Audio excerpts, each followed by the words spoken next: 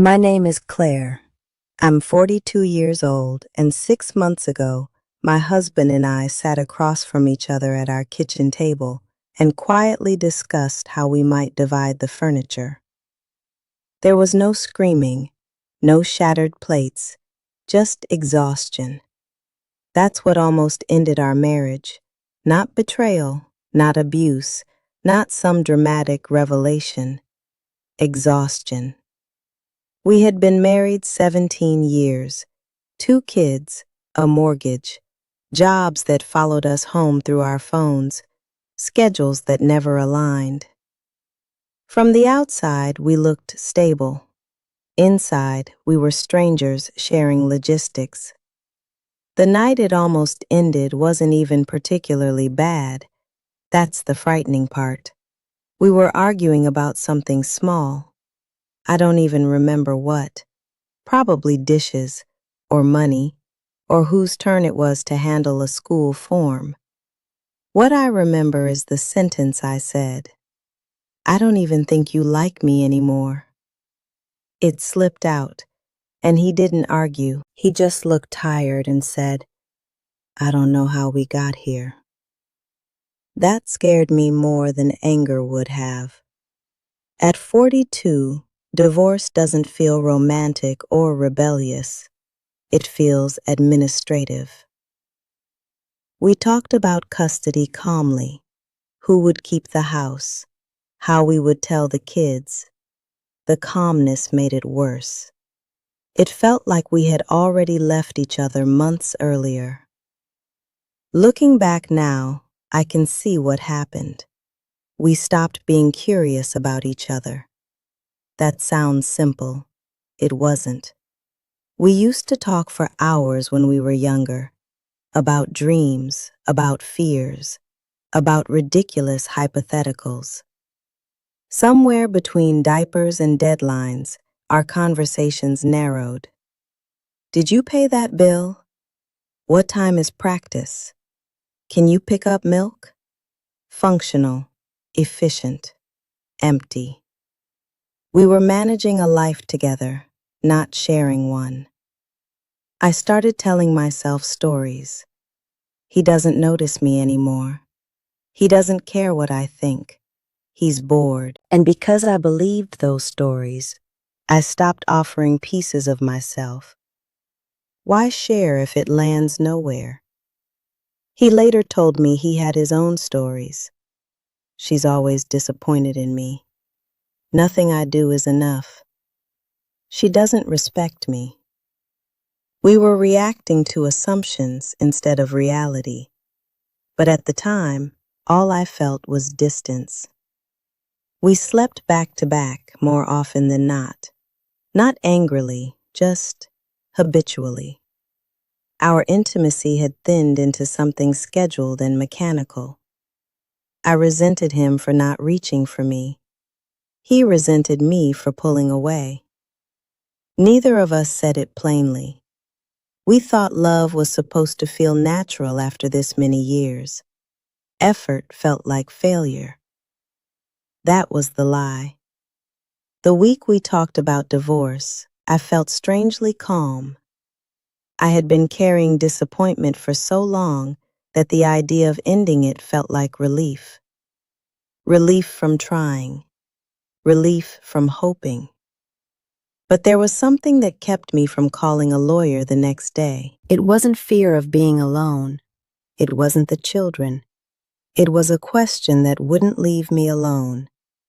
Had we actually tried to fix this, or had we just tried to endure it? There's a difference. Endurance builds resentment if it isn't paired with repair. The truth is, we had become efficient roommates. We were polite, cooperative, responsible, but we weren't connected. And connection doesn't die in one dramatic moment. It erodes in small, neglected ones. The night after our kitchen table conversation, I lay awake replaying the last few years. I couldn't pinpoint a single catastrophic event. It was more like sand slipping through fingers, small dismissals, half-listened conversations, phones picked up mid-sentence, sighs interpreted as criticism, and something else. We stopped asking each other questions that weren't about logistics. When was the last time I asked him what he was afraid of? When was the last time he asked me what I wanted now? Not 10 years ago, but now. At 42, you are not the same person you were at 25, but we were still relating to each other as if we were frozen in those early roles. He was still the ambitious one. I was still the emotional one. Neither of us had updated the file. A few days after that near-divorce conversation, something small happened. I was in the kitchen washing dishes. He came in and stood there awkwardly, like a teenager unsure how to begin. He said, "Can I ask you something without it turning into a fight?" I almost laughed. That's how fragile we had become. I said yes. He asked, "When did you start feeling alone with me?" That question could have sparked blame. It didn't, because it was curious, not defensive, not accusatory, curious. And something inside me softened.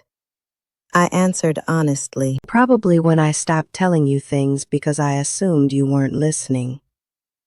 He nodded, and instead of defending himself, he said, "I think I stopped listening because I felt like I was always getting it wrong." That was the first real conversation we had in years. No raised voices, no point scoring, just two tired people admitting fear. That night, we didn't solve everything, but we uncovered something important. We weren't enemies. We were afraid. Afraid of disappointing each other, afraid of failing, afraid that maybe this was just what long marriages become. But the thing that changed everything didn't happen that night. It came a few days later, and it was smaller than either of us expected. The thing that saved our marriage wasn't therapy. It wasn't a weekend away. It wasn't a grand romantic gesture. It was this. We decided to talk for 20 minutes every night, without phones, without television, without solving anything. That was it. 20 minutes. At first, it felt forced. We sat across from each other at the same kitchen table where we had almost planned our separation.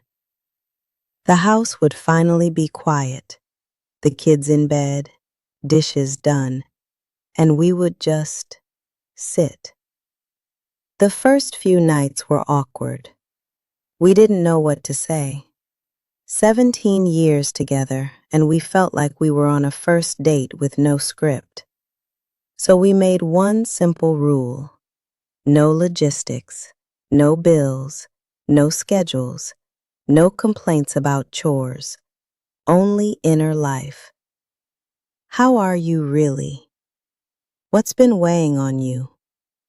What are you excited about that you haven't said out loud? The first week, it was clumsy. He would answer briefly. I would over-explain. We interrupted each other out of habit, but we kept going. That's the part that mattered. We kept showing up. By the second week, something shifted. He told me he'd been feeling invisible at work, that younger colleagues were faster, sharper, more confident with technology. I had no idea. He'd been carrying that insecurity alone. I told him I sometimes felt like I'd disappeared into motherhood and errands, that I wasn't sure who I was outside of being needed. He had no idea either. We weren't disconnected because we didn't love each other. We were disconnected because we stopped revealing ourselves. And when you stop revealing, you start assuming. Those 20 minutes began peeling back layers. I realized he wasn't distant because he didn't care. He was quiet because he was afraid of being criticized. He realized I wasn't irritable because I was unhappy with him. I was overwhelmed and tired of pretending I wasn't. We also discovered something uncomfortable. We had both been keeping score, not consciously, but quietly. Who apologized last? Who initiated intimacy last? Who sacrificed more that week? Scorekeeping poisons tenderness. Once we named it, we could laugh at it. We weren't adversaries. We were accountants. There was one night, about a month into this new habit, when he said something that stunned me.